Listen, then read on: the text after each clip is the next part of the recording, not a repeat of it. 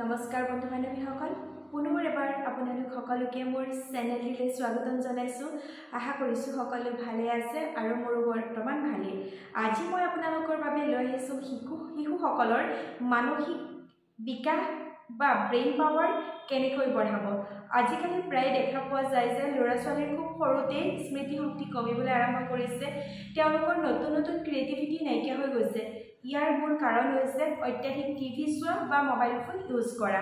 তেওঁলোকে নতুন নতুন এক্টিভিটি কৰিবলৈ পাহৰি গৈছে। এতিয়া এগৰাকী মাতৃ হিচাপে আপোনালোকৰ এটা ডাঙৰ চিন্তাৰ বিষয় হৈ গৈছে যে আপুনি আপোনাৰ শিশুটিক কেনেকৈ ব্ৰেইন পাৱাৰ বঢ়াব, মানসিক শক্তি বৃদ্ধি কৰিব, স্মৃতি শক্তি বৃদ্ধি কৰিব, নহয় জানো?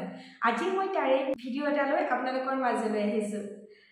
তেন্তে পলম নকৰি ভিডিঅ'টো আৰম্ভ কৰোঁ বলক। প্ৰথমটো হৈছে প্ৰতিদিনে আপোনালোকে নতুন নতুন শব্দ শিকাবলৈ আৰম্ভ কৰক। যেনে গল্প পঢ়িব দিয়ক, সাধু ক'ব দিয়ক। ইয়াৰ জৰিয়তে ভাষাৰ বিকাশ ঘটে।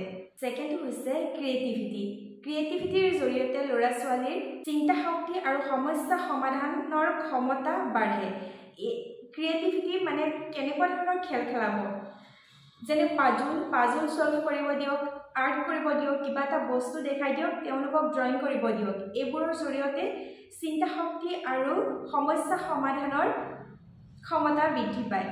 কেনেকৈ সমস্যা হ'লে সমাধান কৰিব লাগে এইবোৰৰ জৰিয়তে ছল্ভ হয়। থাৰ্ড নম্বৰটো হৈছে সংগীত বা বাদ্যযন্ত্ৰৰ সৈতে আপোনাৰ শিশুসকলক চিনাকি কৰাওক। ইয়াৰ জৰিয়তে শিশুসকলৰ মস্তিষ্কৰ বহু অংশ এক্টিভ হয়। 4 নম্বৰটো হৈছে শিশুসকলক প্ৰশ্ন কৰিব লাগে বুলি শিকাওক। কাৰণ কৌতূহল হৈছে শিকাৰ মূল চাবিকাঠি। যদি আপুনি আপোনাৰ শিশুটিক কাৰোবাক কিবা প্ৰশ্ন কৰিছে, তেন্তে তেওঁ আগ্ৰহী কিবা এটা সেই বস্তুটোৰ প্ৰতি, সেই বস্তুটো কি জানিবৰ কাৰণে। 5 নম্বৰ হৈছে নিয়মিতভাৱে ফিজিকেল এক্টিভিটি কৰাওক, যেনে দৌৰ। অক্সিজেন ফ্ল' বাঢ়ে, যিয়ে একাগ্ৰতা উন্নত কৰে।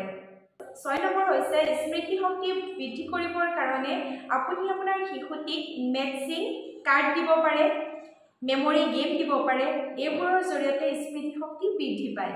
7 নম্বৰ হৈছে আপুনি আপোনাৰ ঘৰখনৰ পৰিৱেশটোত এনেকুৱা এটা পৰিৱেশ দিয়ক যিটো পৰিৱেশত জ্ঞানৰ কনভাৰ্চেশ্যন হয়। যেনে এইটো কি হয়, এইটো কিয় হ'ল, এইটো কেনেকৈ কৰে।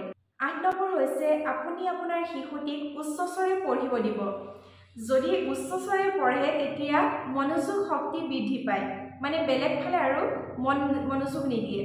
9 নম্বৰ হৈছে আপুনি আপোনাৰ শিশুটিক চিন্তা কৰিব পৰা আৰু প্ৰেৰণা দিব পৰা এটা ধুনীয়া প্ৰতিদিনে কাহিনী শুনাব, যিয়ে নৈতিকতা আৰু চিন্তাধাৰা গঢ়ি তোলে। এই অভ্যাসখিনিয়ে ব্ৰেইন ফাংচন ডেভেলপ কৰে, ক্ৰিয়েটিভিটি বঢ়ায় আৰু ক্ৰিটিকেল থিংকিং বঢ়াবলৈ খুবেই সহায়ক।